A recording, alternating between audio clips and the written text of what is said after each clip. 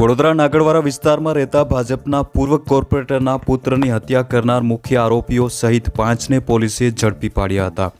આરોપીઓની વધુ પૂછપરછ માટે પોલીસ દ્વારા રિમાન્ડ મેળવવાની કાર્યવાહી હાથ ધરતા પોલીસે 10 દિવસના રિમાન્ડ માંગ્યા હતા, પરંતુ કોર્ટે 4 દિવસના રિમાન્ડ મંજૂર કર્યા હતા।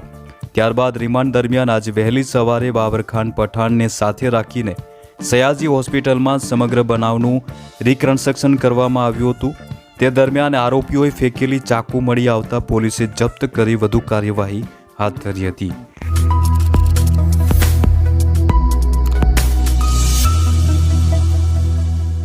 આ બનાવની વિગતવાર વાત કરીએ તો વડોદરા શહેરના નાગરવાડા મહેતાવાડીમાં જુગાર રમવા બાબતે ઝઘડો થયો હતો। ત્યારબાદ સરકારી સ્કૂલ પાસે આમલેટની લારી પર રૂપિયા પરત લેવા ગયેલા વિક્રમ અને ભૈલુ પર માથાભારે શખ્સ એવા બાબર પઠાણે ચાકુથી હુમલો કર્યો હતો।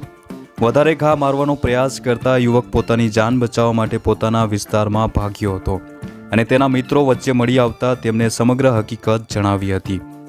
આ દરમિયાન તેની પાછળ બાબરખાન પઠાણ સહિતના હુમલાખોરો હથિયારો સાથે ઘસી આવ્યા હતા અને બે કોમ વચ્ચે મારામારી અને પથ્થરમારો થયો હતો, જેમાં અન્ય એક યુવક પણ ઘવાયો હતો, જેથી બંનેને સારવાર માટે સયાજી હોસ્પિટલમાં લઈ જવામાં આવ્યા હતા।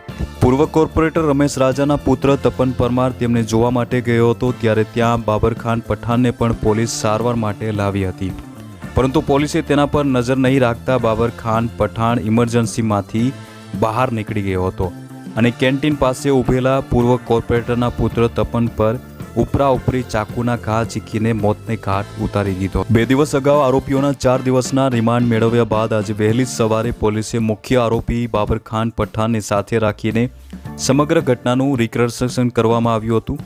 પોલીસની હાજરીમાં બાબરખાન પઠાણે ભાજપના પૂર્વ કોર્પોરેટર રમેશ રાજાના પુત્ર તપન પરમાર પર ચાકુથી હુમલો કરી મોતને ઘાટ ઉતાર્યો હતો અને બાબરખાન પઠાણે ચાકુ સયાજી હોસ્પિટલ કમ્પાઉન્ડમાં જ ફેંકી દીધું હતું।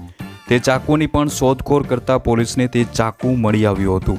તો મિત્રો, આ સ્ટોરી કેવી લાગી કમેન્ટ કરી જરૂર જણાવજો અને જતા પહેલા અમારી ચેનલને સબસ્ક્રાઇબ કરવાનું ભૂલશો નહીં।